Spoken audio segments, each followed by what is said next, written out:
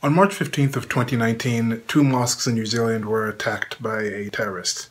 This self-identified white nationalist took it as far as to actually live stream this event.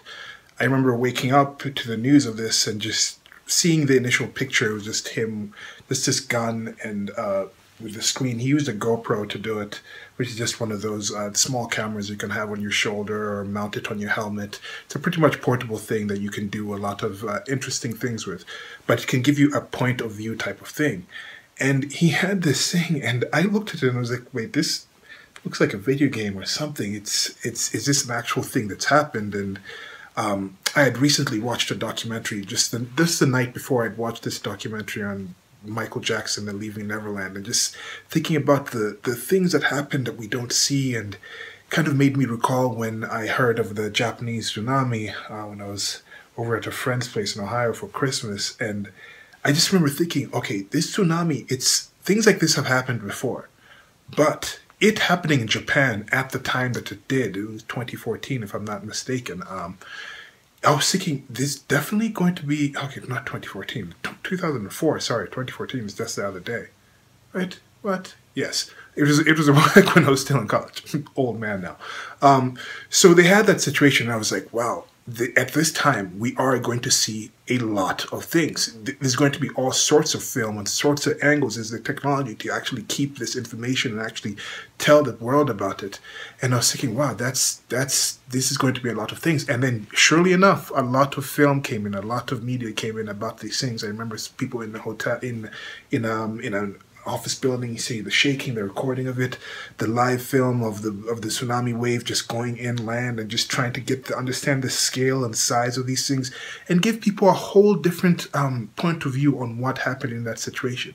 So that death toll in that actual attack, in that hurricane, in that tsunami, may have been a lot lower than, for example, the Indonesia one that happened earlier. Oh, was the Indonesian one the one I heard of when I was in I could check the dates on this. I think the Indonesian one might have been the one I heard about when I was at my friend's in Ohio.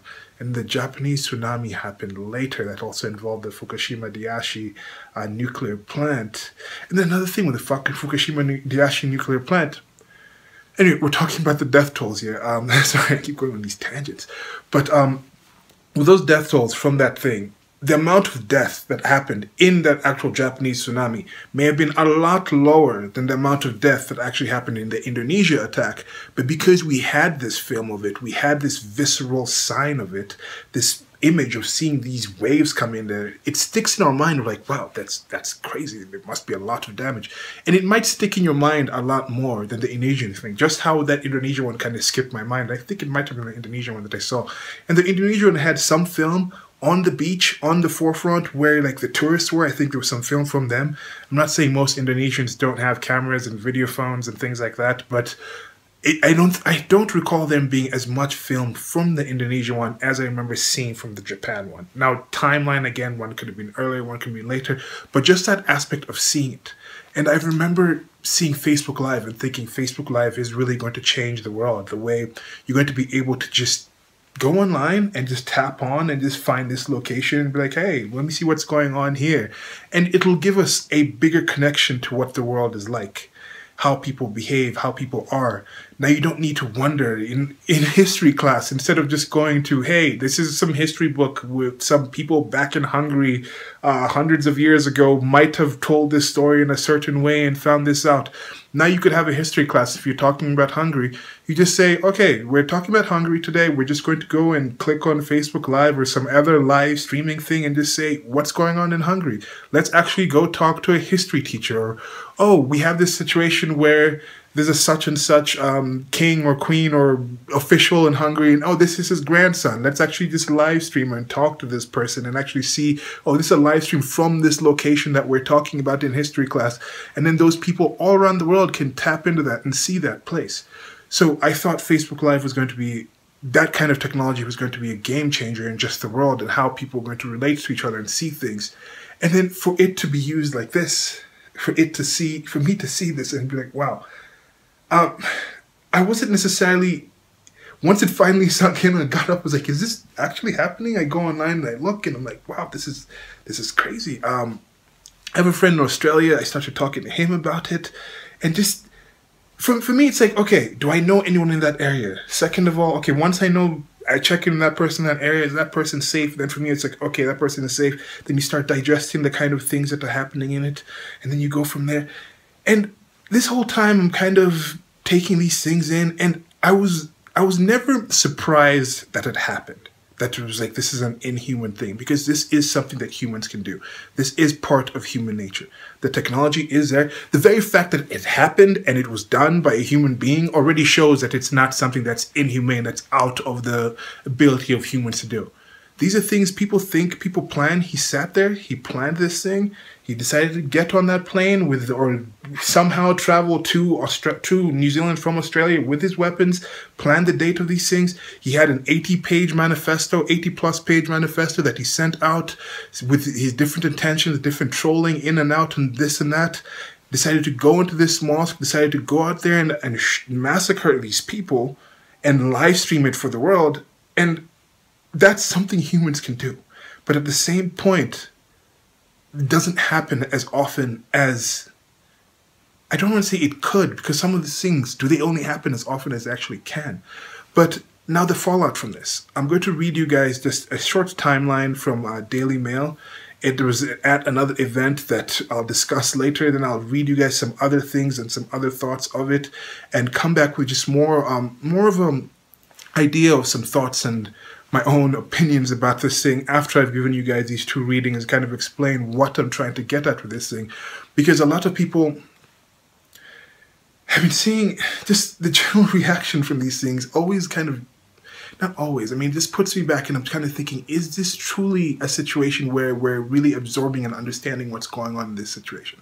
Are people starting to freak out and like, oh my God, we're under attack. Oh my God, these people are this. Oh, how about this happened to these other people? Oh, what's going on in this kind of situation? And I understand there is reason to be fearful. There is reason to worry. And now some people are talking about this is example of this civil war that's coming up. This race war is actually going to come. The guy himself, the terrorist, said one of his main things in this was to initiate a race war, to start this whole situation. Oh, you've invaded our lands, this kind of thing. The white race is going out of, is going to be, the white race is going to be wiped out by these Muslims and all these other third world migrants coming to our white countries and XYZ and YZX and all these other things. And it's like, okay, if you're truly saying, maybe you can go and say like, are you saying this thing because you actually came to a country that had indigenous people and then now the indigenous people are not as plentiful, so you're kind of saying, okay, now we are the indigenous people of these countries and these other people are coming in. So some people both say like, oh, in the past when we came to these countries, it's not a thing where we have to pay reparations. And I'm not one that supports reparations, but some of these people argue that, hey, we came here legally and we came here and we developed our own culture and now we're part of these lands.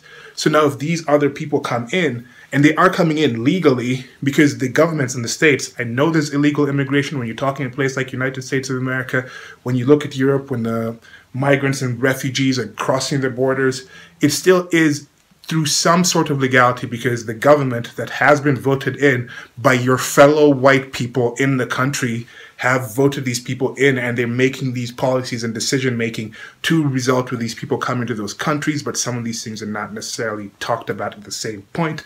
But when we're talking about a civil war here, people are like, this is what's happened in the past. This is what's seen. Where we're getting in a situation where, oh, this is going to be a huge violent war. What do people mean when they talk about these things?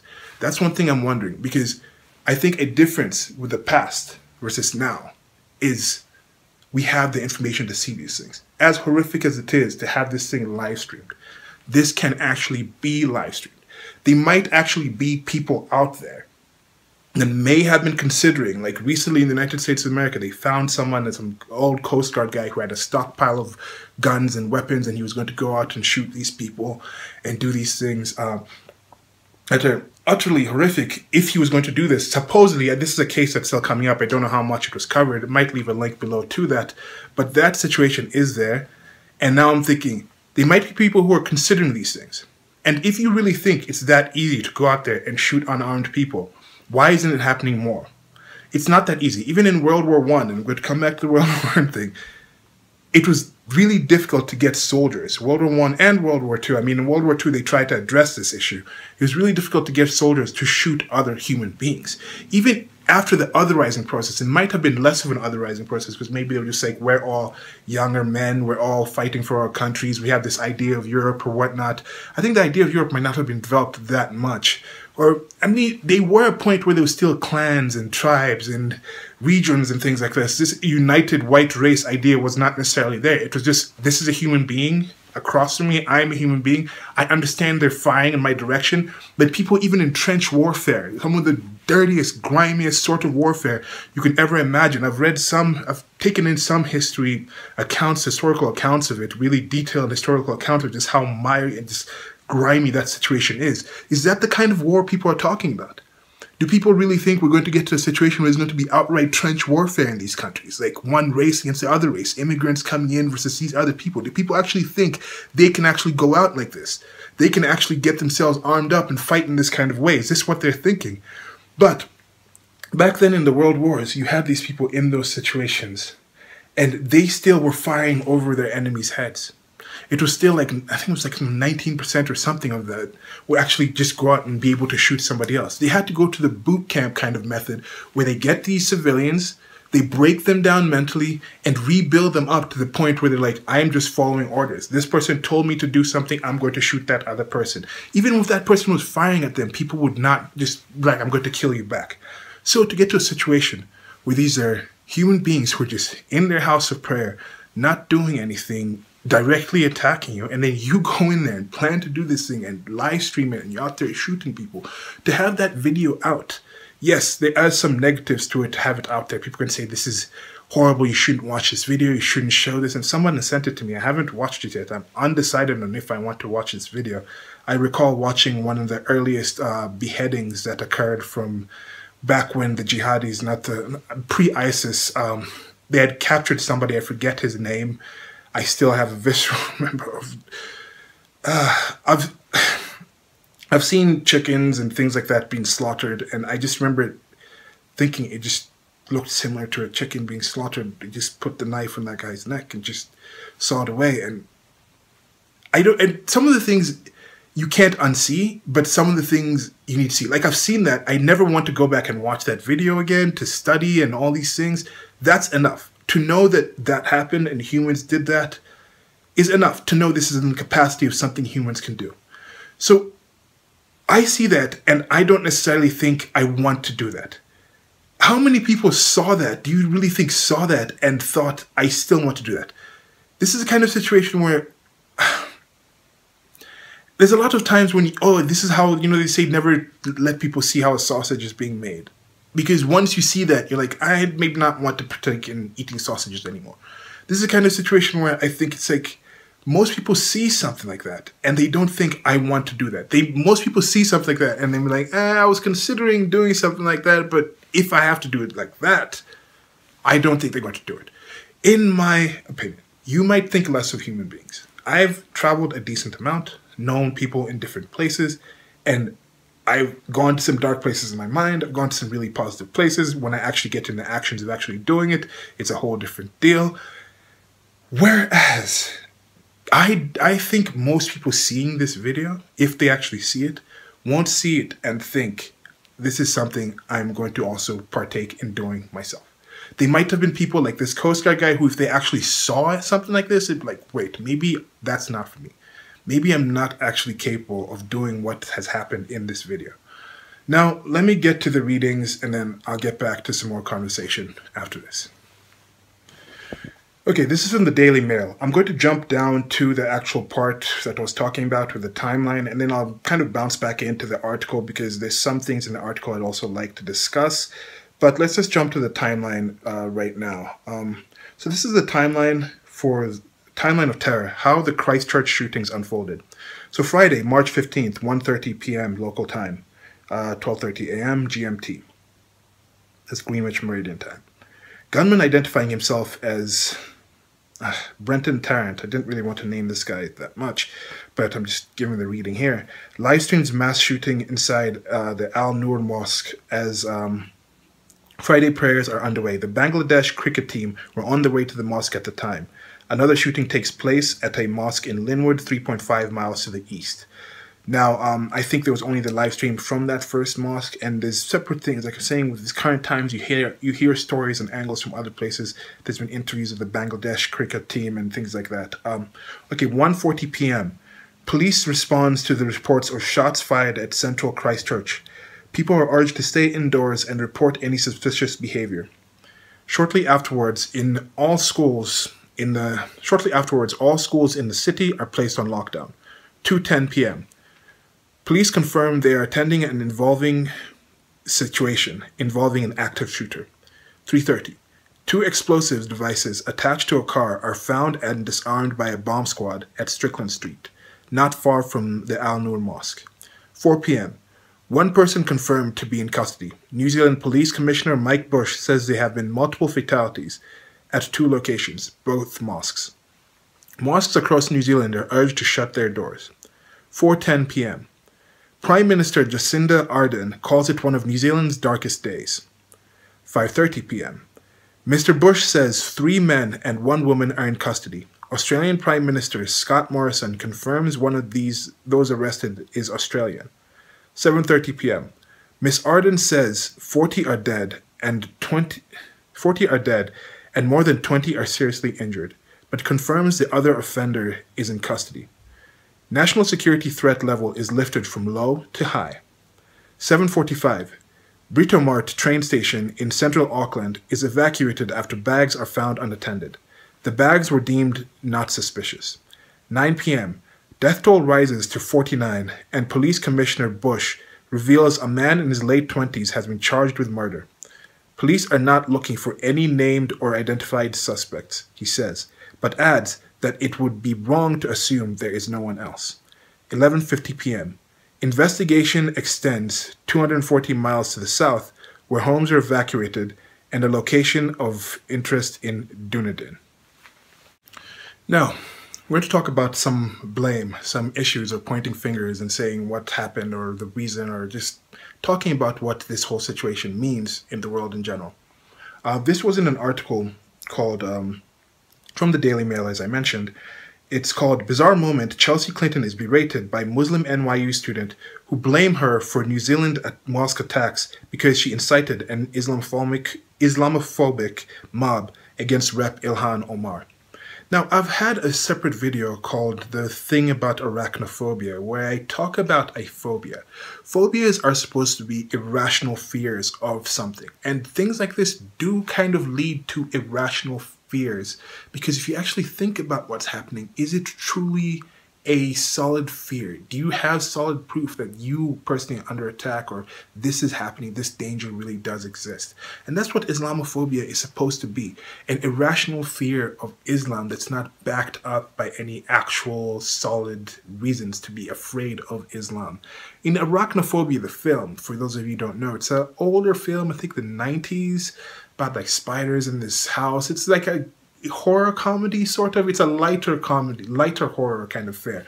But I was thinking, my premise in that video was arachnophobia, the term, is really not really a solid term. Arachnophobia doesn't really exist because spiders are creepy looking creatures. That's one of the insects.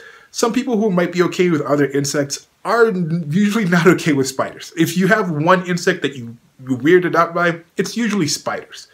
It could go spiders or more, but there's hardly a lot of people who are like, I'm afraid of cockroaches, I'm afraid of centipedes, I'm afraid of flies or bees. I'm okay with spiders. It's normally like, okay, I just fear spiders and everything else is okay, or I fear spiders and a bunch of other things as well.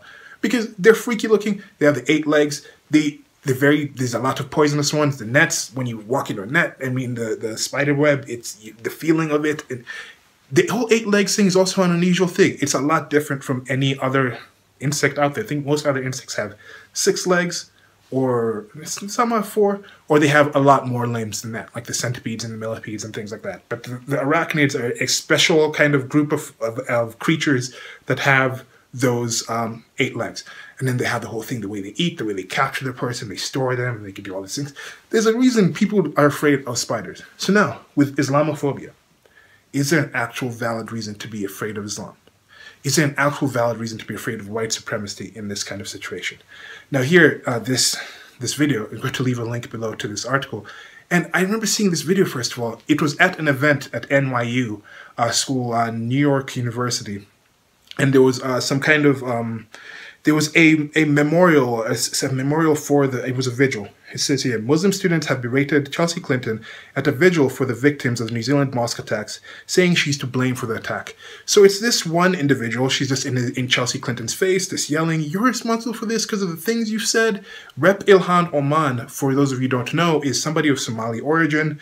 She was a refugee and she came, I think, through Kenya in the refugee camps or something, but she ended up being sent to Minnesota, and there's a lot of, I think it's District 5 in Minnesota.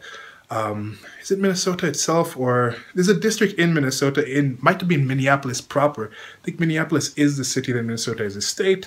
But there's a bunch of Somalis that were brought in there, and with the Somalis and other people, end up voting her into Congress, and she's had some statements about how powerful the Israeli lobby is in the United States of America, and there is some kind of weird thing here. I might do a separate. There's a weird thing here with that one where I've been seeing there's some people on the alt-right, the right politics, who talk about how the Jewish people are doing X, Y, Z. This is a plan of the Jews. This is a plan of the Jews. The Jews are doing this. The Jews are behind this. The Jews are controlling the media. The Jews want this for the white people.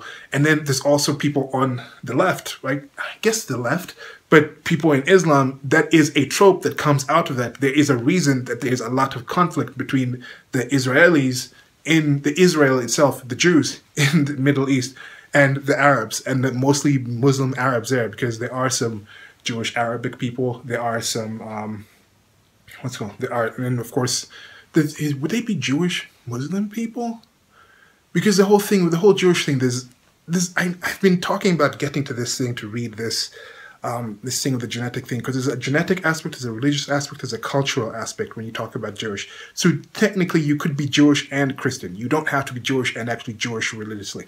But these things, these feuds and this dislike between these groups of people does exist. It's not something I'm just making up in this situation. We know white nationalists have some issues. There is a big part of white nationalism that you can't deny that is anti-Jewish. There is a big part of active Islam, political Islam, that is anti-Jewish.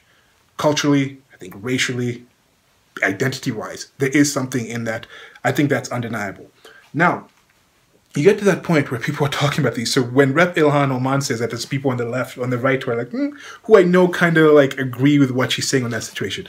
So a lot of people in United States of America came out against her. People on the right, political people on the left, libertarians, everyone, all people came out and were like, a lot of people came out and were like, hey, whoa, you don't really talk about Jewish people in this kind of way. The Democrats were also kind of freaking out. And this is another thing I was saying.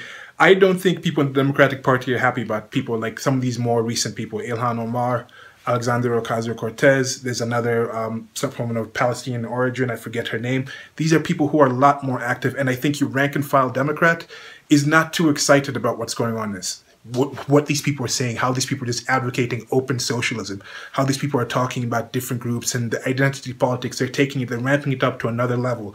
And I think the people like Nancy Pelosi, the people in charge of the Democratic Party, the Chuck Schumers, Maxine Waters, how do these people keep staying in power for this long? Because they're at least astute enough to understand you don't just say what you're doing.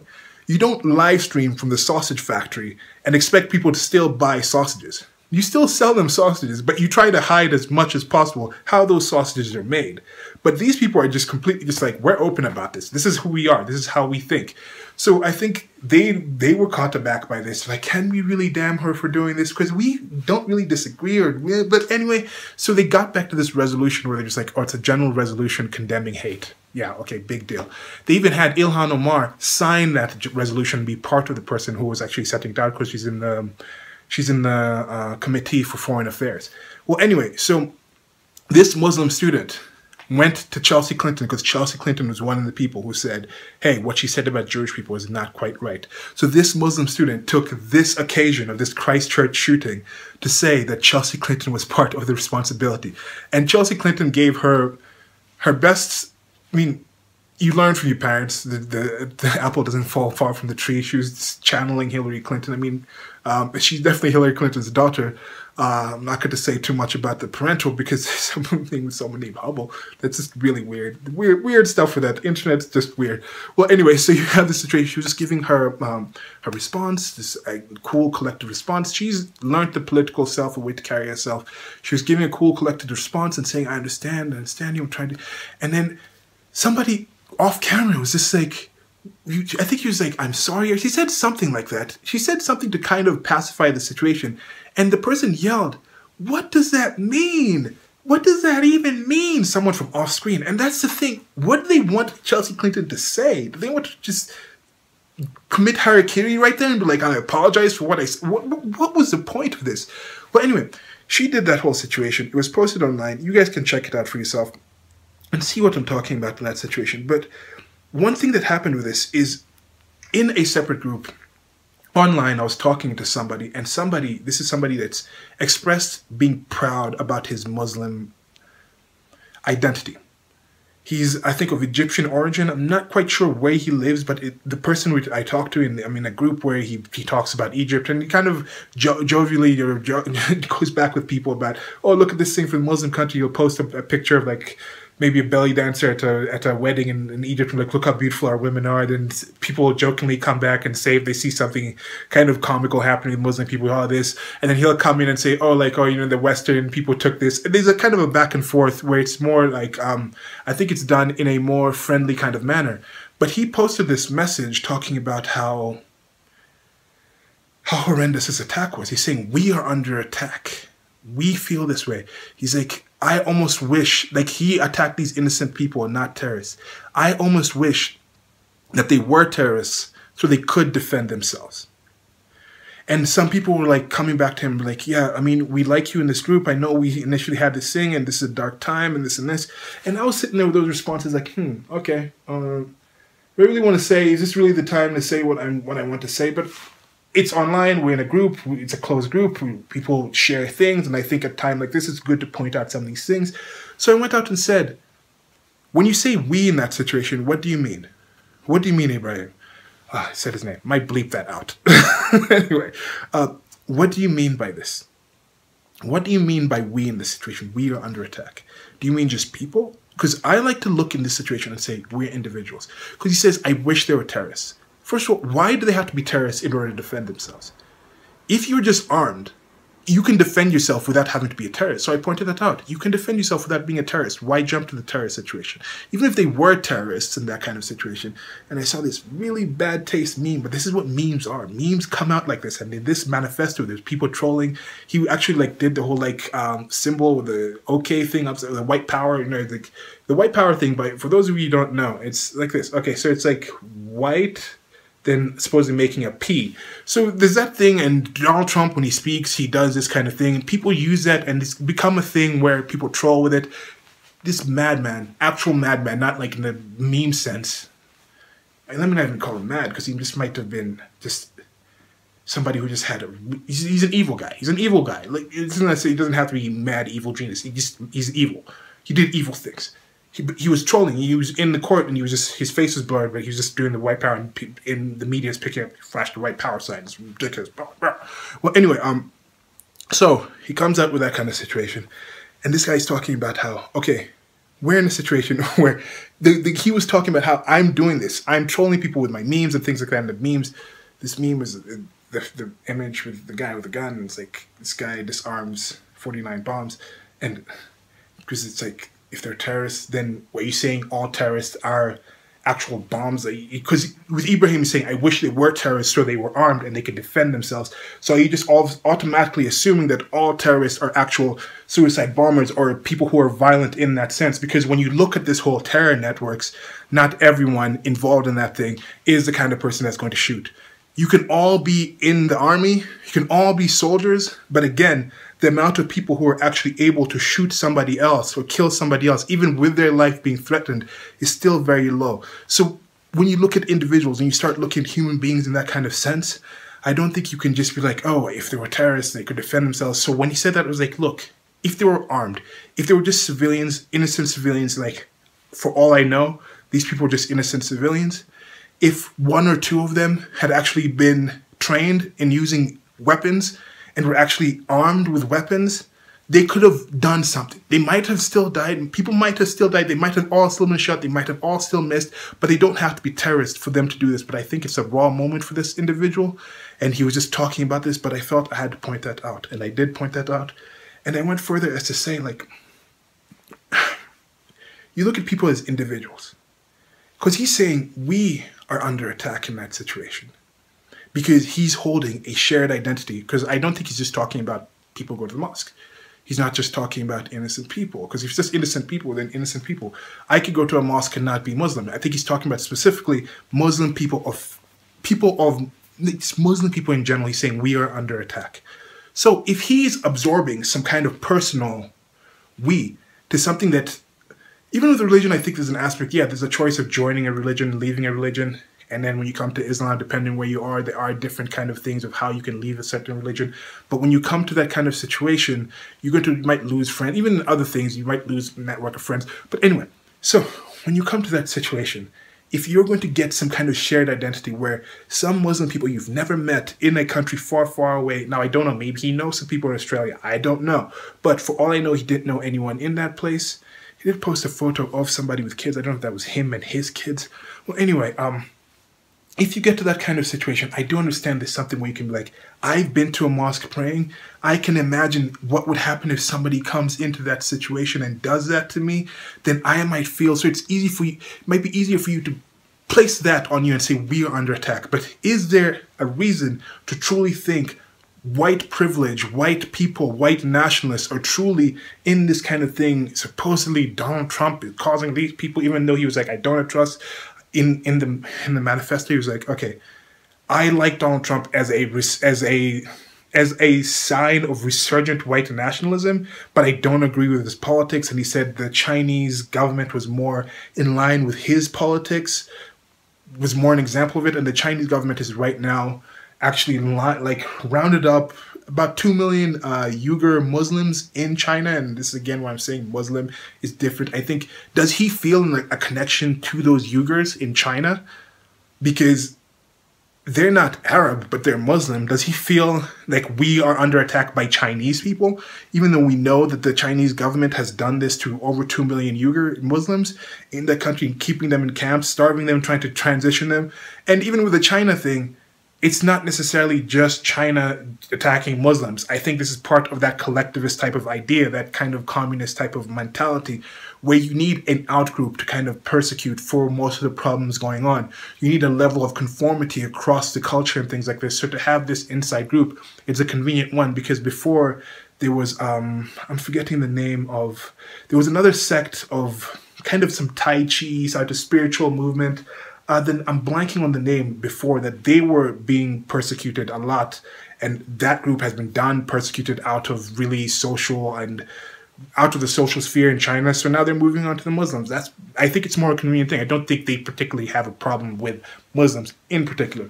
But anyway, so you can take this on and say, personally for me, because that was happening to me, I can feel like I'm under attack. I can place myself in that situation and think that. But then I'm like, if you take back that whole situation and you don't absorb this and you look at it as individuals, you can still be like, this individual, shooter, terrorist, planned this with a bunch of other people, and then whatnot, got on the plane, went out there and committed these horrific acts and killed these, for all people that know, innocent. None of those people had done anything directly to this individual. But you're taking that on as you are under attack. It's an example of us being under attack. Now, recently there was an attack terrorist attack here in Kenya. If I'm taking that thing, I just happen to be a Negro, happen to be black. Some people might define me as black. I've discussed that separately. But I'm definitely a Kenyan citizen. This happened about 10 kilometers from where I live. It's about 5 miles. There was some people I knew had checked, and they were kind of in there. People got out of there. No one. So again, once I checked on the people I knew there, it was like, do I feel personally that myself as a Kenyan Negro, I'm under attack by Muslim Somalis because a group of Muslim Somalis planned this attack and went out there and carried it on? No. These are individuals who happen to have read their religion in a certain way and have used that as an excuse and found things in there that can lead them to have these horrific actions. I don't now walk around to any random Somali and be like, why y'all attacking me? But this guy is now feeling we are under attack. Because now it gets to that point where if you absorb this group victimology, where you can say somebody who has a similar thing as I do, if they're attacked, I'm under attack, then you also take the group violence.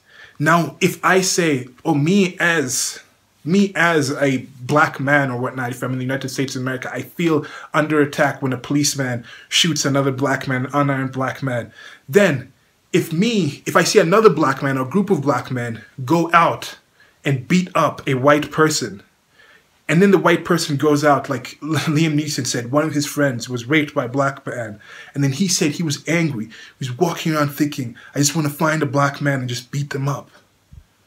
With that kind of thing, people are saying, Liam Neeson, that's horrible. He should apologize. He should be fired from these things. He should be taken out from these things. But he had that thought. He went to that group instinct and thought and projected this idea to all black people, just random black people, from what one individual did. He didn't act on it, which is key. You can think those things, but when you act on these things, it goes back to the same thing this terrorist thought.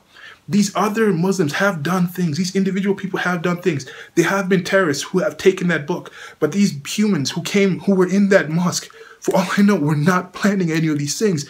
But he took that group thing and said, those Muslims have attacked white people, and I'm going to take that group victimology and put it on myself and put that guilt onto these human beings, and I'm going to go fight these people.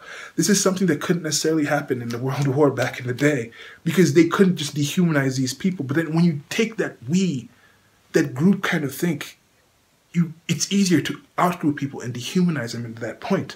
So should I ask this individual to apologize to me because Muslims like him were the ones who attacked Kenyans like me?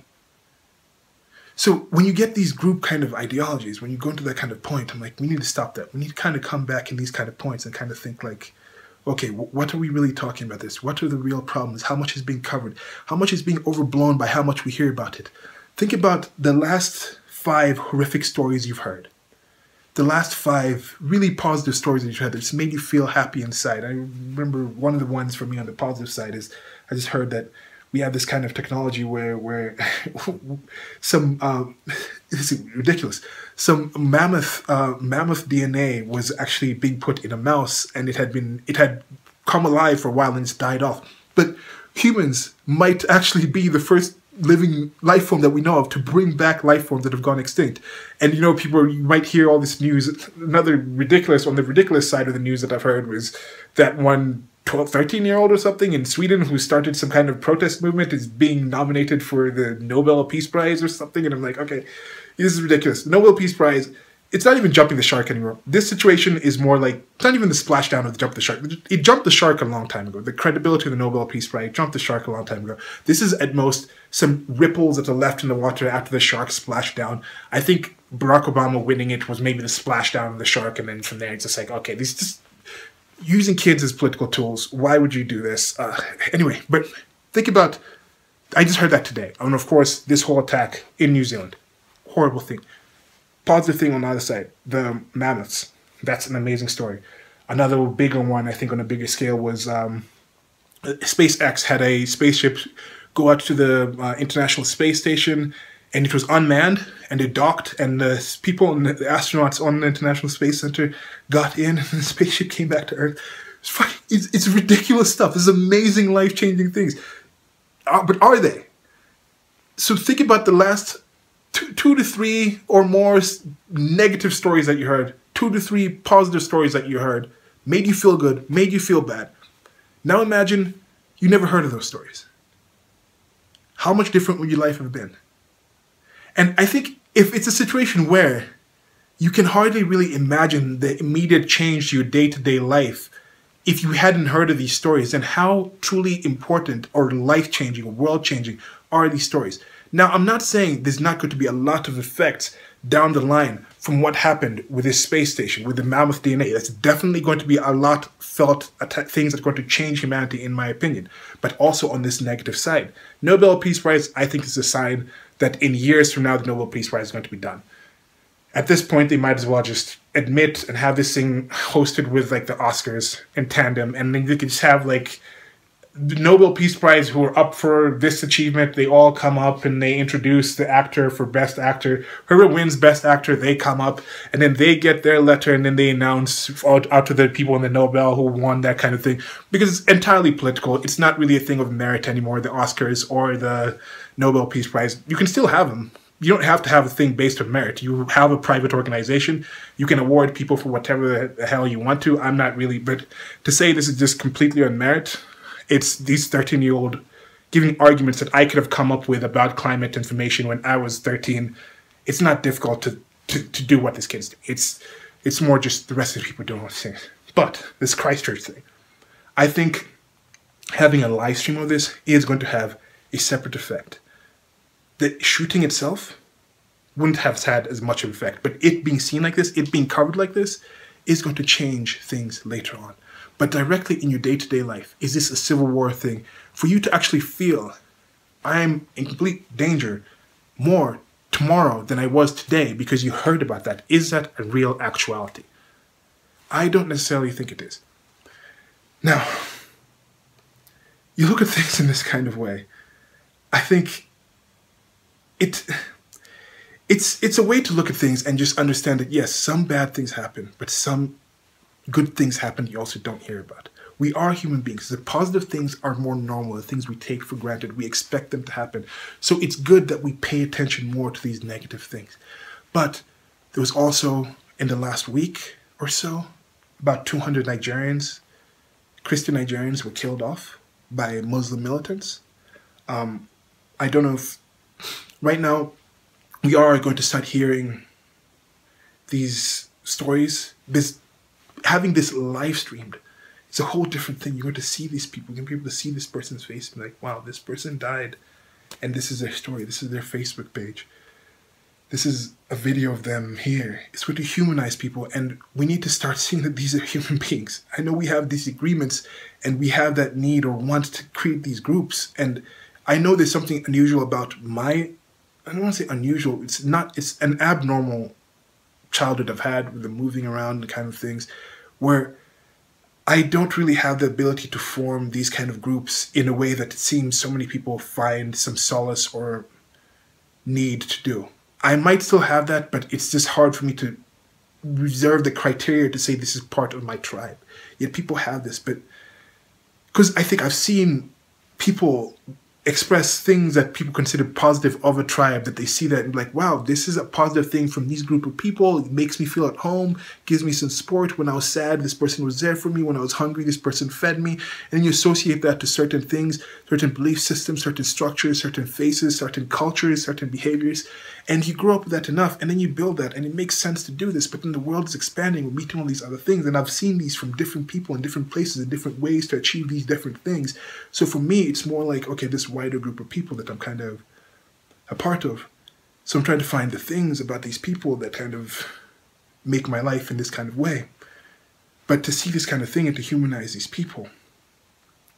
I'm going to finish this off with a reading from the Standard, the Sunday Standard. And Sundays, I used to do this thing where I'd read the newspaper in Kenya, and it was kind of a thing just to let people know, like, this is what's going on here. And I was kind of doing this thing. And one of my really good friends, now he's a really good friend, he's watching this channel, and we met kind of from me making these videos, got in contact with me. Then I went to visit the States for my other friend's wedding and ended up going to visit him where he was, because he said, next time you're in the States, come up, we can hang out. And anyway, he said this was one of his favorite bits, and I might bring it back because I think of all the different things that I've done were positive. And this is going to be from some Sundays back.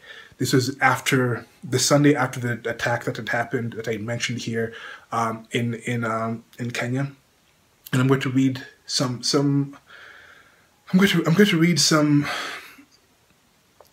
parts about the people who were involved in this attack, the people who were saving people. And another project I've had in mind, which I think is a positive thing, which I hope could be brought out, is this Good News Project, where it's not just how the news is told in just going back to actually news. We're actually just reporting information instead of so much of the op-eds and so much of our express bias, our express intention, because I think that's something we have. It's not just, oh, let's make money, let's see, You know, if it bleeds, it sells. That's the thing that people say in the news. Yeah, we're going to talk about the attack. We're going to talk about this person dying. We're going to talk about this car crash. We're going to talk about these people stealing these things. And that's what gets eyes for us to kind of see these things. And why is that? Is because we as human beings, life forms, are primed to notice the bad things. If you're not the situation, life form, where you take notice of what's happening wrong, then the next time there's like in the woods, instead of being like, oh, is that a tiger? Or is that a lion? Or is that something? If you're this person, it's like, oh, that's probably just like a twig falling. Just like the 500 times twigs fall the last time I walked here, it's probably just another twig falling. And it's an actual lion. If you're not the person who turned and looked, you're getting mauled. So we are primed to understand and be like, the bad things that happen, we've got to take that. So I want the kind of situation where if something bad happens, this news project, Good News Channel, Good News Network, or whatever, what's the good news? We'll only focus on positive stories. If something negative happens, we'll go out and be like, look, like in this article I'm going to read, they're talking about, yes, these people died, but here are also stories about how they helped people during this kind of event. So I'm going to finish up on that. I'm not going to come back with any opinion, I think, after that. But just like going back to the question to this person, if you have this kind of groupthink, should I hold all, at least let's cut it down to all Somali Muslims? Should I hold Rep. Ilhan Omar in United States of America responsible because fellow Somali Muslims are the ones who have been found to be responsible for this attack? Should I hold her responsible for this somehow? Say, I am under attack by Ilhan Omar's people? Or should I just understand that human beings find reasons to do the evil things that human beings do? Just like how most human beings find reasons to do the really positive and good things that they do. Okay, so on to that reading. Thanks for listening. Let me know what you guys think about this situation, about what I've said in this video, and I'll talk about other topics later. So here we go. We're going to get into the reading. As I said, this is a Sunday Standard. It's from January 20th, 2019. Now, this is a while ago. If you've been listening to my channel, you did hear me talk about this. Sound quality is going to be different. I'm using a headset for this one. I'm going to be trying to improve the quality of my videos coming up, but have some plans for that. But anyway, so here we go with Sunday Standard. This is on January 20th, 2019. If you've been actually watching my channel, you might have heard of this. If you're just a fan of international news, you might have heard of this. But this happened in Kenya, this attack.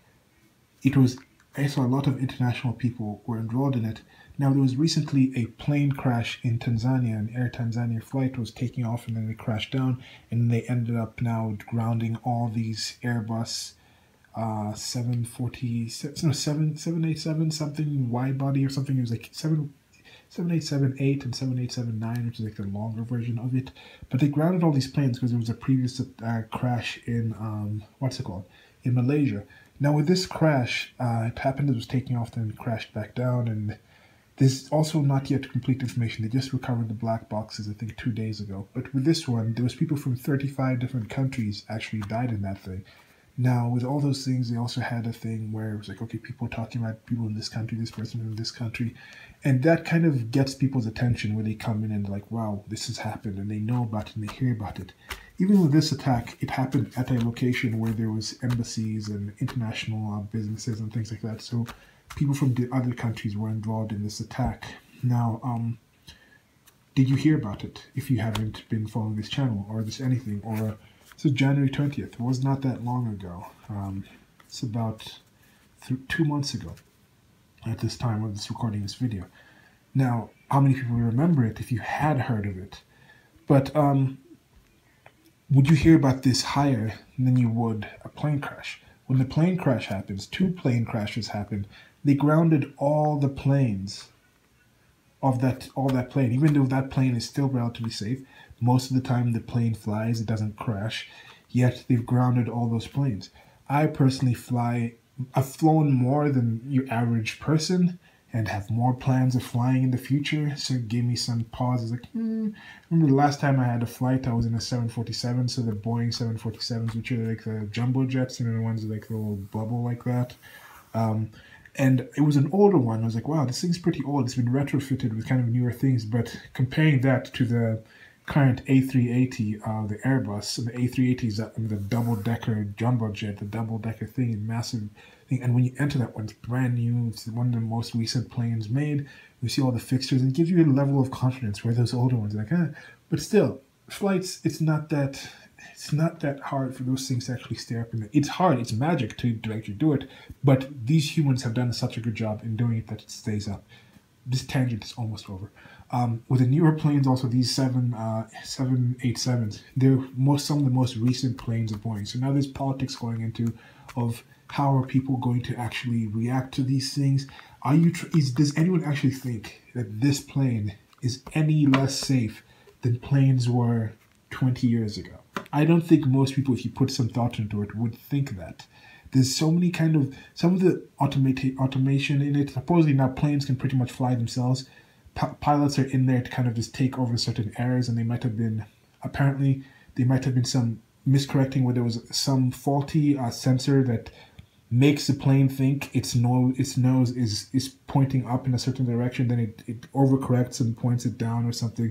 And the pilot, I think this is what some people have said who seem to have some knowledge of these things, not an expert, but they said it might have overcorrected and come down. But now the reaction to that, being able to hear about the 35 different countries, being able to hear about the one in Malaysia, people all over the world can connect those two things because people from all over the world are also in those planes. So they feel some kind of longer connection to this shared humanity, that the reaction to it is that we have to ground all these planes.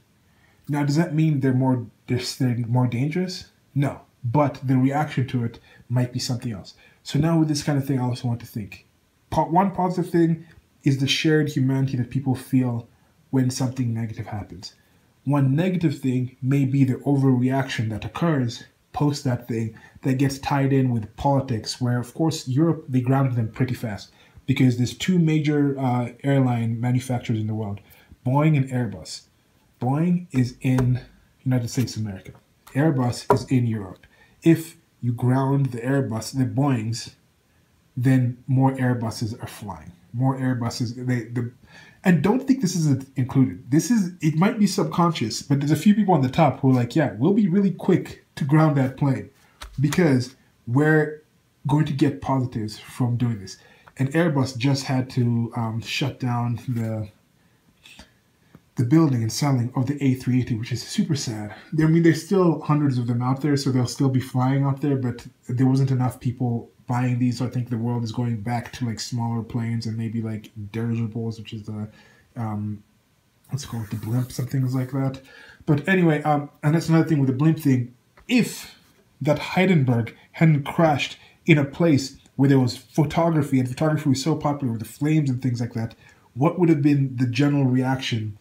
How many hot air balloons would be being used? But the effect of that being such an iconic image kind of changed, I think, the way we react to these things. So that's what I was saying. I think we're going to change in some of the things.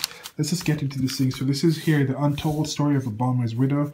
In this attack, I'll remind you, for those of you who hadn't heard it, I'll remind you for those who had heard of it and those who haven't heard of it.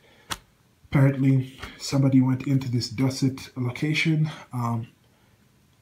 had guns. Some people had guns, like 5 people. They had guns, started shooting, and then people ran somewhere. Somebody left off. There was a suicide bomber, blew some people up, and then more people were shooting. And then the police came in, some civilians came in, and they ended up saving some people, but a lot of people died. It's a dark time. So here, the story we're going to be focusing on is the 12 brave heroes of Dusseterre, from security officers to the ordinary man, rose to the occasion. And here you can see some of the people. And let's go to the article. So now, of course, they go and they find the people. There was I also did a separate video on this. There's 2 major camps. The 2 biggest, together, they were the 2 biggest camps, refugee camps in the world. They were up in northern Kenya, on the border of Kenya and Somalia, and there's been some issues of multiple terror attacks with people who are connected to Somalia and coming through those camps and coming into like the Eastleigh area here in Nairobi, Kenya, and other places in Kenya having these attacks. There's some Kenyan troops who are part of the African forces that are doing different kind of military things in what's it called? In Somalia. So there's some charity and that whole thing. We're under attack. You have offended me. I have to do this because you have hurt somebody else that's connected to me. This thing just continues. This kind of these blood deaths. These are things that just continue. I'm currently listening to Game of Thrones. It's in the Game of Thrones universe, Fire and Blood, and they're just talking about how, okay, we had a war, we settled the war, the king has won that we're supporting, but during this war, some of my kinsmen were slain by these other people. So we're going to squash that for now, but once the king dies, this other person takes over the throne.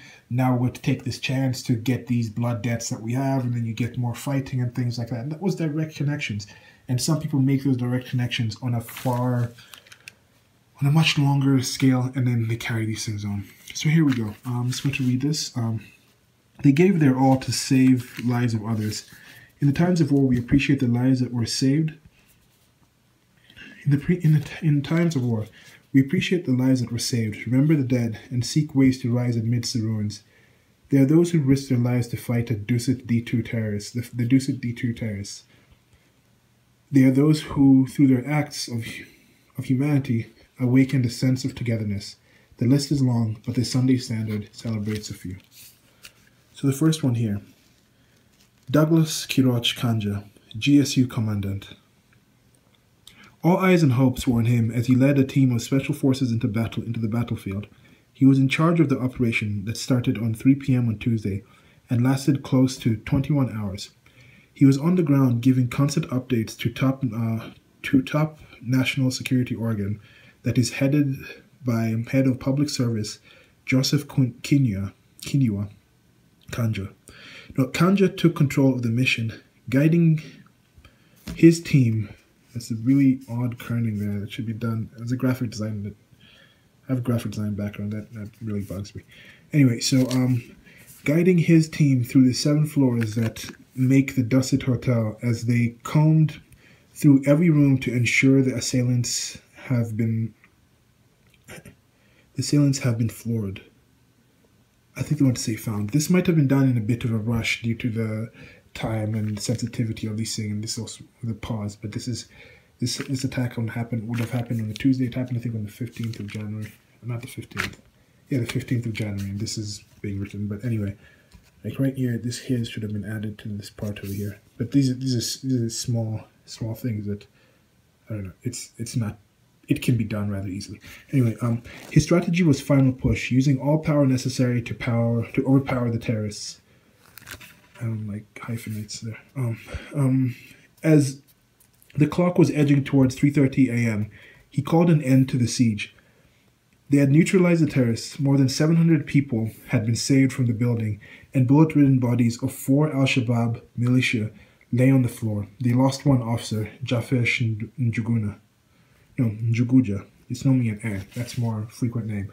One thing I recently learned about names in Kenya, they don't follow the whole situation like in Europe. So like Weaver, Potter, there was a time when that meant what you did. And then it went back to the whole thing where the surname was passed down by the man. In Kenya, names, even surnames change. Like you can have a son and then like my name's Amunga. It doesn't mean if in the past I would have to name my son Amunga. Like Amunga is in our family, not because everyone on the male line can go back with Amunga. There might have been somebody, this person, my great-great-grandfather knew, who was named Amunga, so he named one of his sons Amunga, and then that son happened to carry on that name for a bit, and then, so that's how it happens. It's not necessarily foreign, so some of these names kind of change, but that's just something interesting I thought you might like. Anyway, let's keep reading here. Bernard Teresho, security manager. He had just finished monitoring the repair of the security exit gate when the explosion hit the complex. Another shot followed almost immediately. I knew we were in danger, and people had to be saved, he says. Having served as a Resi squad officer for almost 2 decades and the security boss at the complex for 6 years, he knew that the burden on his shoulders was heavy. He swung into action, and his first thought was to let open the exit gates. I rushed to the guards at the gates and ordered them to open them wide. I went back and started shouting for people to run for their lives. He also started calling for reinforcement. By the time the attackers moved closer and started targeting the exit door, he had managed to evacuate several people who were now across the river near Chiroma Road. Amid the danger, the security manager walked back to security officers by sharing with them the master plan of the building. He spent the entire night guiding the operations in the building he knows so well. When I got home, my whole body was aching. I look back at the entire incident and thank God that many lives were saved. Now, the thank God thing, there was something here. Rep. Alexandria Ocasio-Cortez let out a tweet saying, "What's the point of thoughts and prayers when we can't even keep our pews safe?" And then a lot of people roundly mocked her for that and attacked her for that.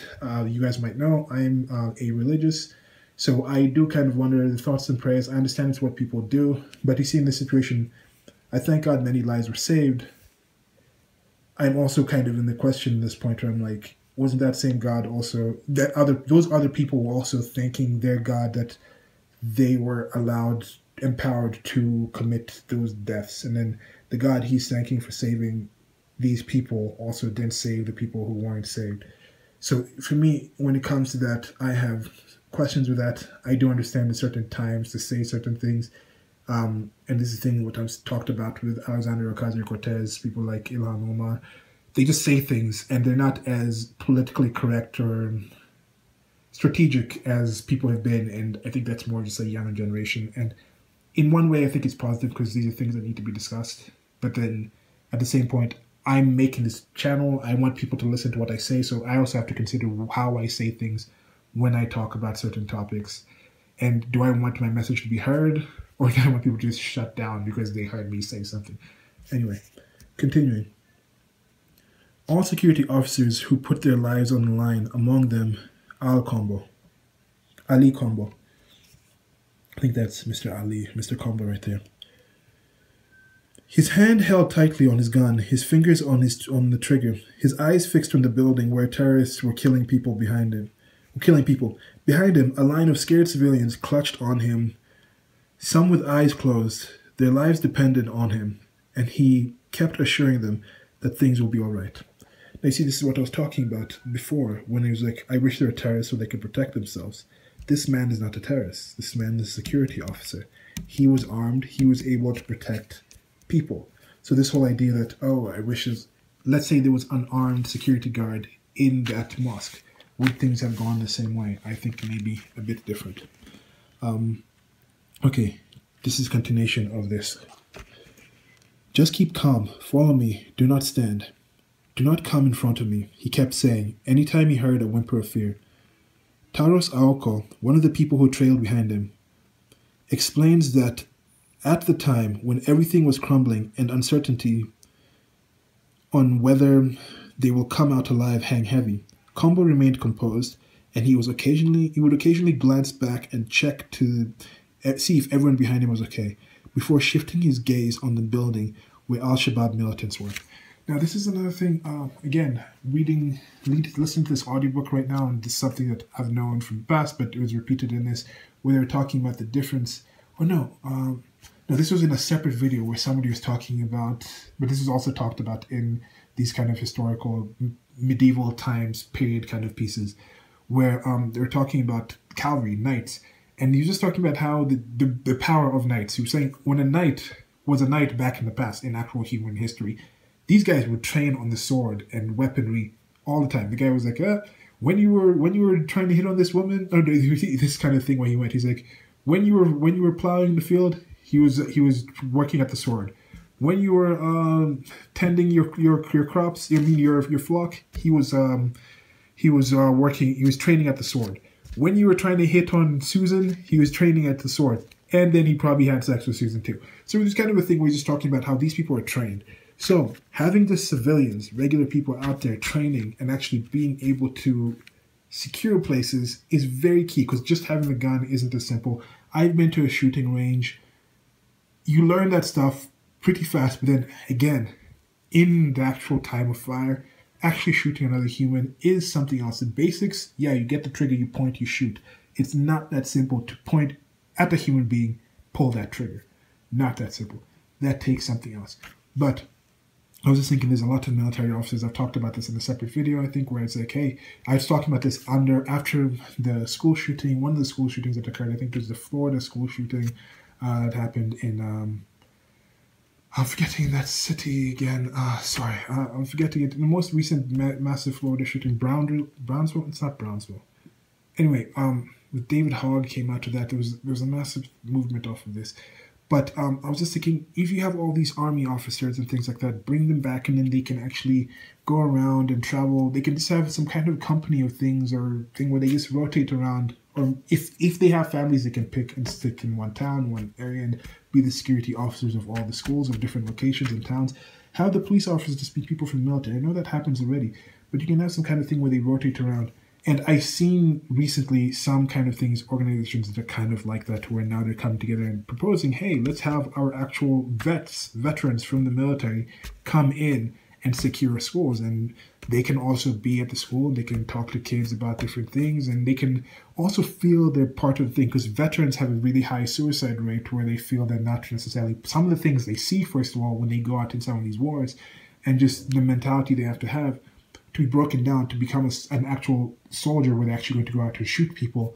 I think to just bring them back and just leave them in the general population, I think if you bring them back and you have them in schools or in some kind of situation where they're in communities walking around, I think it plugs them back into the community in a positive way and uses the skills that they know how to use weapons.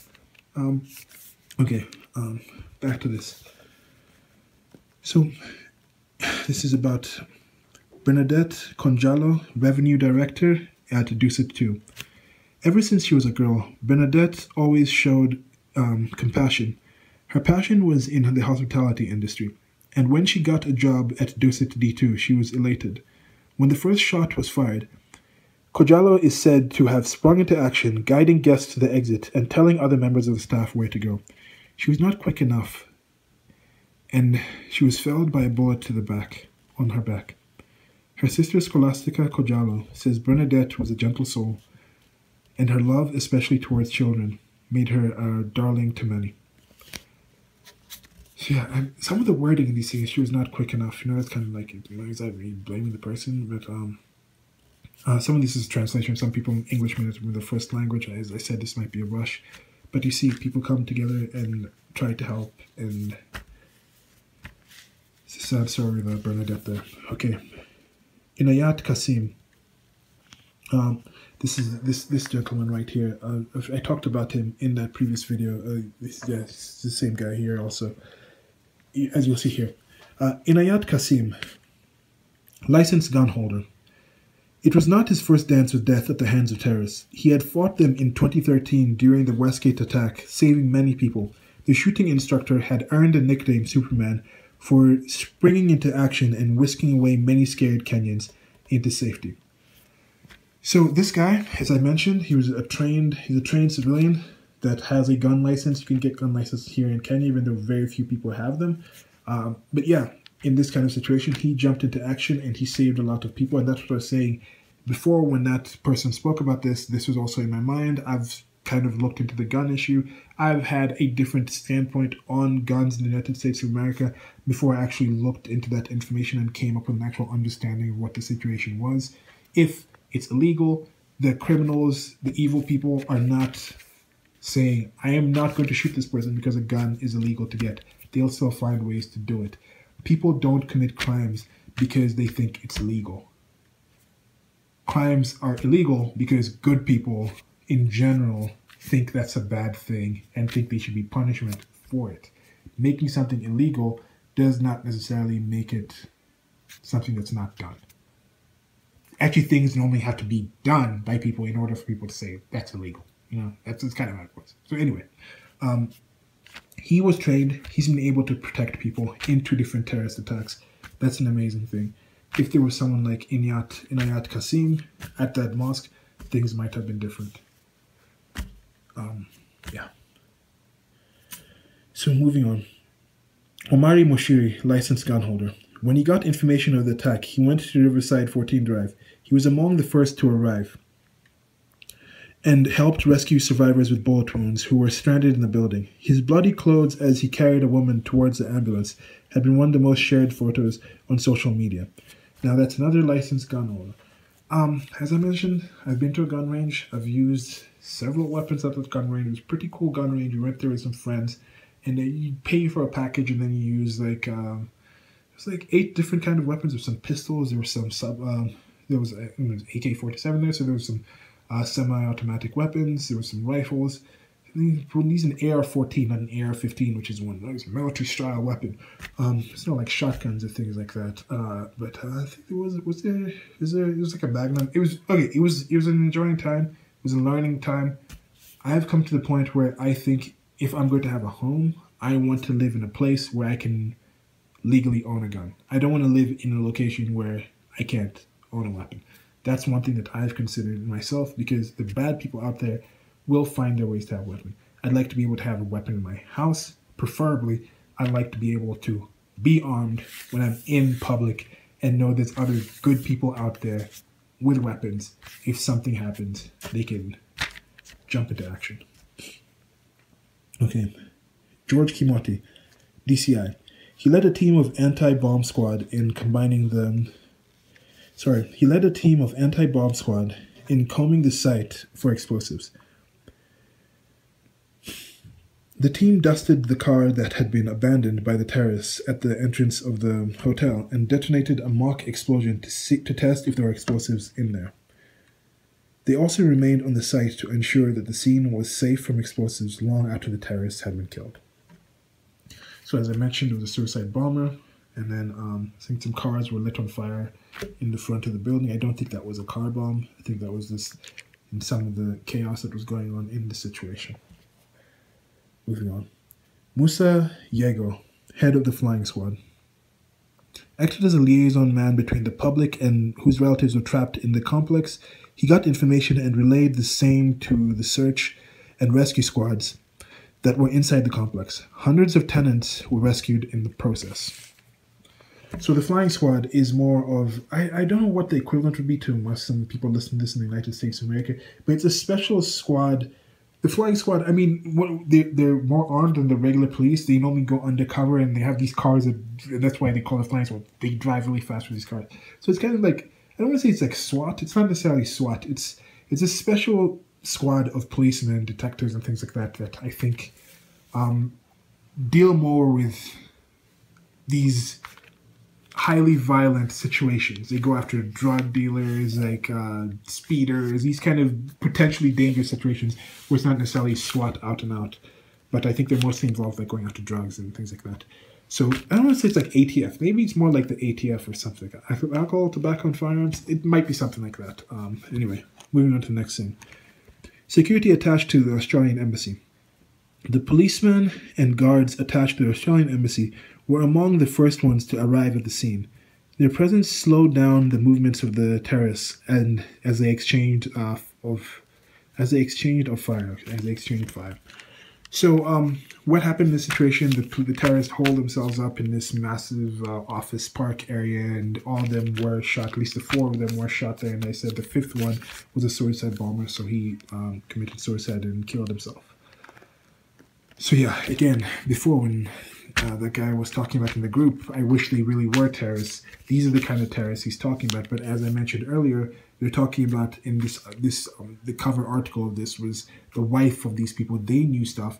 Are they considered terrorists too? I would consider them to be at least accomplices in this thing. They knew things and didn't talk. Now they're talking about the brides of ISIS who left certain countries in Europe, in the United States of America, and now they're trying to go back now that the caliphate has fallen. And I saw this article, someone from ISIS saying, or someone from the Islamic State or something, they were like, what was wrong with having the caliphate? We were just trying to have a place where Sharia law was followed. And that kind of is what a nation is. It's a state. That's what a caliphate is, a form of a state. It's any group with a monopoly of violence in a given area. Now, when they have that monopoly of violence, they're the ones who set the laws, set what's positive and what's negative. And they do that. And they were just trying to start their own state. Now, it's a horrific state that I would not want to live in, that they probably treat me really badly for the things I think and the way I am. But it's still just a state. So there's more positive states, there's more negative states. But that's what they were trying to do, and it was in a horrific way. But there are other states out there. Every state is a state. Okay, almost over with this. IT officers are dusted too.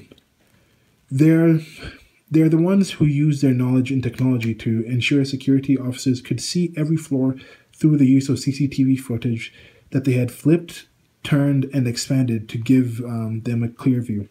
The team worked through the clock. Worked round. I think it's supposed to be round the clock. Through the clock, despite the mounting pressure to expose where the terrorists were hiding. Okay, so this is just a team against the use of technology in one way, in a negative way. The other day I was in Westgate Mall. I do this thing where I carry my sketchbook with me sometimes, and then I draw things, and then I would take a picture. It's on my Instagram sometimes where I'll be like, okay, I'm standing here, I'm sketching this thing, and then I'll take a picture of that location. Like, okay. Now I was in Westgate Mall, and the security you'd have come in. I think we brought in some Israeli security forces, and I think to manage the security there. Now they're working with private contractors and things like that, and in concert with the local authorities to secure that location because it's a very upscale mall. But anyway, so one of the security guys was like, "What are you doing?" I'm like, "I'm sketching." And he was like, "Okay, you shouldn't really. You need permission to sketch it." I was like, "I need permission to draw." I didn't know that. I've done this in other places, gone and drawn. Okay, so he's like, "Oh, no, you can't do this." I was like, "Okay, I'm not going to be able to do that." No, I was like, "Okay, so who do I ask permission for?" He goes and he asks another manager guy. That manager guy's like, "Okay, I can't really get permission." He takes me down to like the main office, and there's another guy there that seemed to be Semitic. He wasn't a Negro. I think he was one of the people hiring in these private contractors. He might have been Jewish. I don't know. He looked Semitic. He was a Semite. He was Semitic. That's what I'm just going to leave it at that. But then he's like, "Yeah, okay, what are you doing?" I showed him. Oh, they actually took me to the information desk. Then they took me there.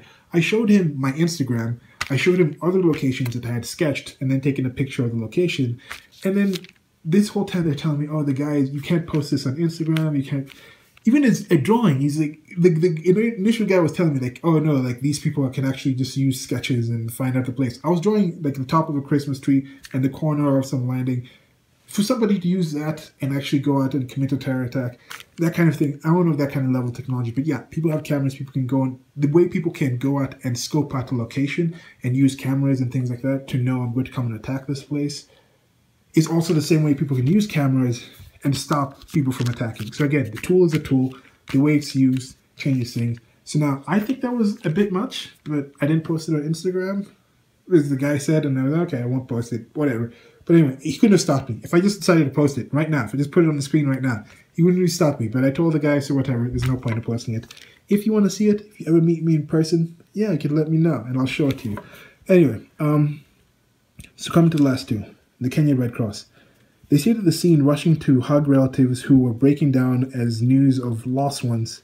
News of loss of their loved ones. They also helped to move survivors to waiting ambulances and stayed at Chernobyl Mortuary to counsel people who were confronting the reality of sudden loss. Now, organizations like the Red Cross do some amazing things. I have some issues with how some organizations are organized. Things like the United Nations and other things. I've had videos talking about this because I think there's some kind of coercion and lack of actual choice and selection in how these things are done. I think they can be done better. When I'm like, hey, I don't really like the public school system because of X, Y, Z. People are like, you hate education, you hate children. It's like, no, I actually like education and children. That's why I don't think the education system is actually doing justice to these people. A more voluntary system, letting other people decide and offer new things, adding more competition to these kind of services offered might help.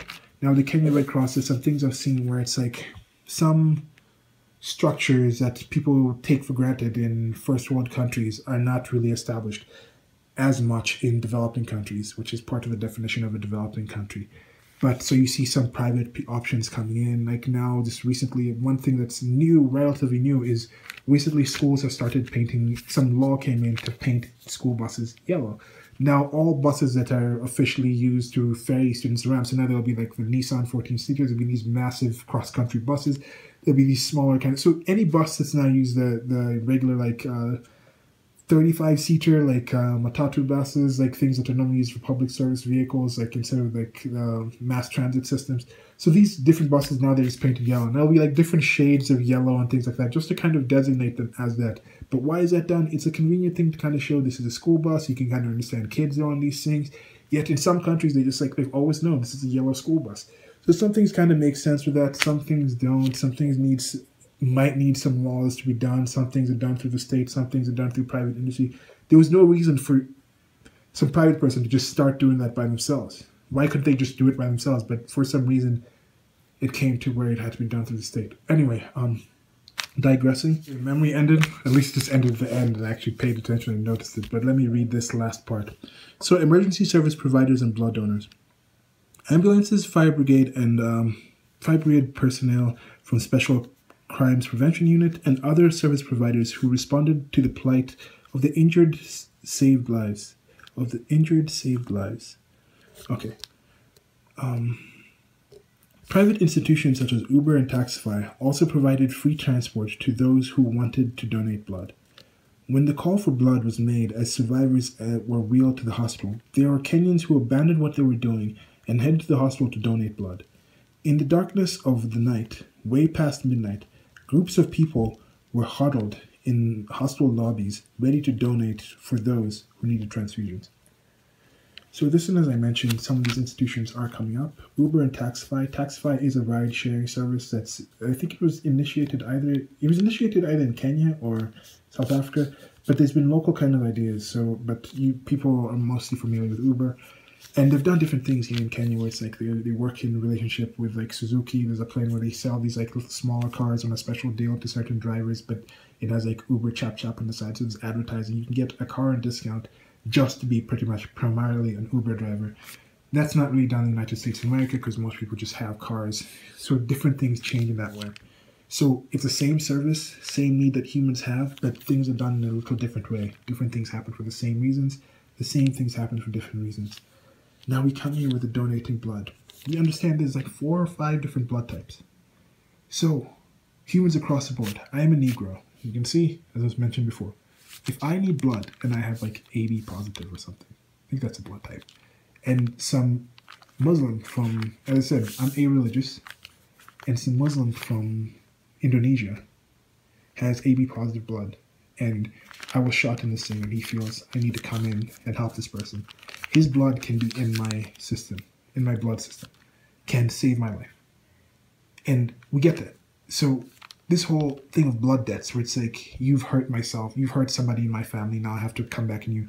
And as I mentioned, I was listening to this audiobook of Blood and Fire, and they went and they talk about how this person has, while we were fighting, while this king I was following was fighting to take over the kingdom, there was a war and there was some battles and you killed my cousin and something, but then after the war, the kingdom is at peace, and then now we're going to bury that hatchet for now, and then it's like, okay, everything's okay, but then the second that king dies, somebody's like, no, there's a power vacuum, there's a threat for who's going to take over the king. Now you think, okay, I'm going to take this chance to kill this other person because they killed my cousin, and then you had this back and forth thing, and then that's why marriage used to be a thing.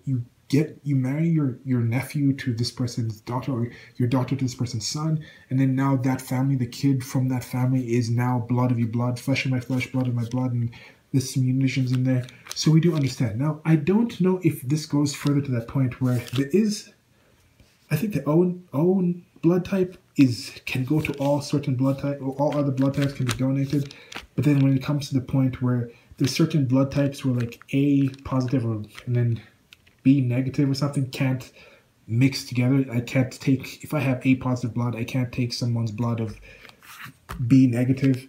I'm probably getting these terms wrong, and correct me below. But when it comes to that kind of situation, we do understand there's certain differences. Yes, all humans have blood. In general, you can go across races, belief systems, and things like that, but with the caveat that you have the same kind of blood. Now, if you're having a kid with somebody, and you have A positive blood, and that kid has, and your wife has B negative, and those are not bloods you can put together, will that raise complications in the kid that's in your wife's womb? That's one thing I'd like I need to research that and find out. Because I do know they kind of found out that some women had a kid that had cheated on their husband and having the kid because they tested the blood type and like, with your two blood types, the blood type of your mother and father, you can't have that blood type if that's your dad. These are certain things I found things somewhere in Norway. But anyway, so what I wanted to say with that is we do understand this actual biological differences. That biological difference of me not being able to take somebody's blood does not mean that that person can't want to share in my blood. So there are actual differences out there. But we also see that across the blood, if you have that want there and there's no actual physical, biological thing preventing you from doing that thing, you can save somebody's life. So think about these things. Have you guys heard about this story? Now when you hear about these stories, why does this story stick out more to you that's happening in any community? If you're a Muslim and you feel that this thing that has happened in New Zealand is somehow closer to you, should that be any closer to you than Bernadette Conjalo being shot? Now, if you had her job, if you had decided to do a similar job that she has, why aren't you taking your connection to decide to do a similar job in hospitality and find a connection stronger to this person versus having a connection with people who just believe, who go to have a similar faith, have declared a similar faith that you have? You may have nothing in common. You may not even be the age of someone. I know the ages are across the board, but I'm just saying these connections that you have. It's a bit frustrating to me. I'm going to end this video. This is a really long video, but I think all this stuff needs to be said. Thanks for listening.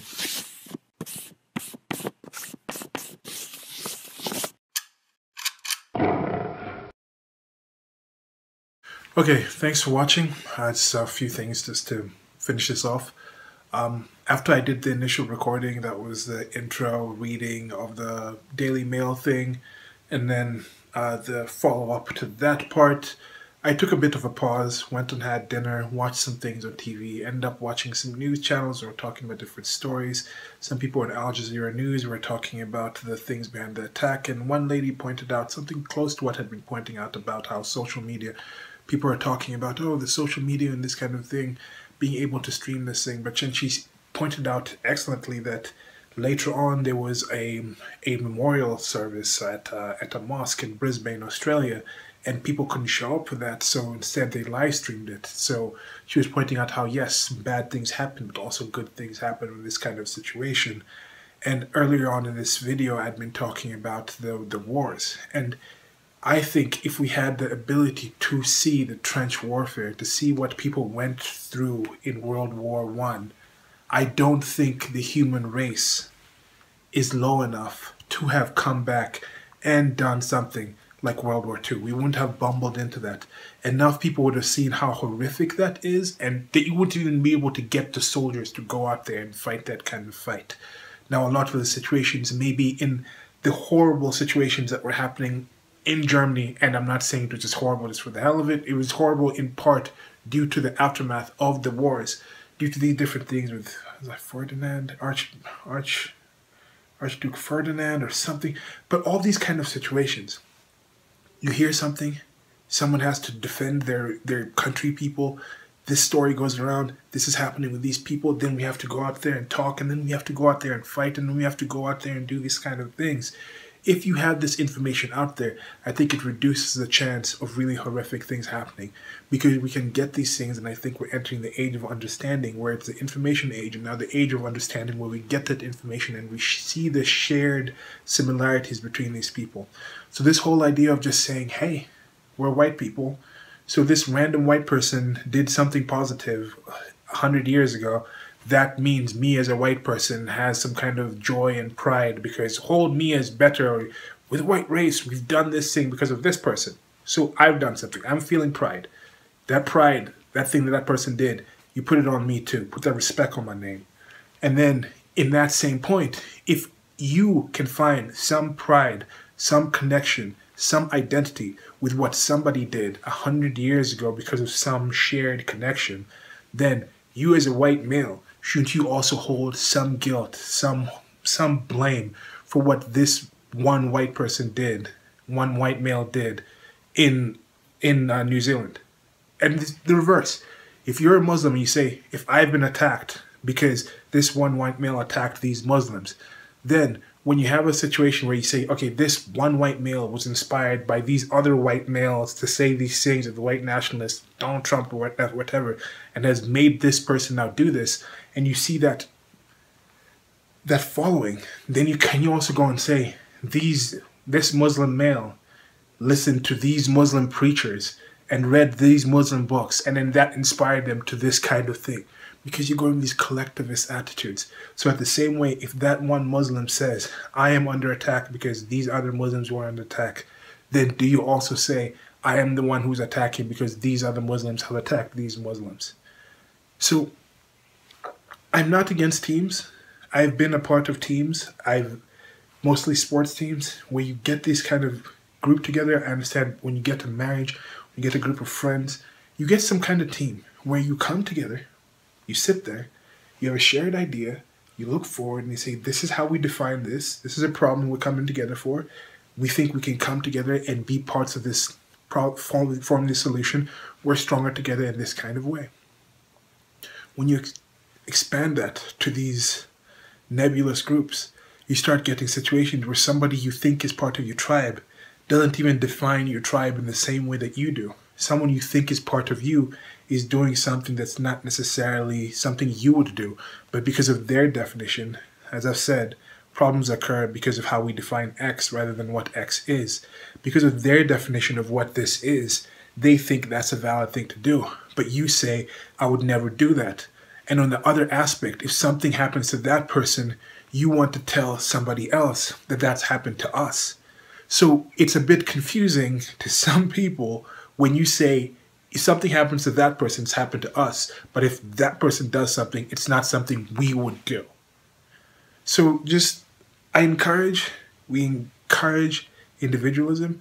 I'm going to do a separate video where I'm talking about some of the issues that I think are coming out of it that are more general, some possible solutions, some possible causes, just about different kind of issues that I've seen in the world that I think led to a situation like this.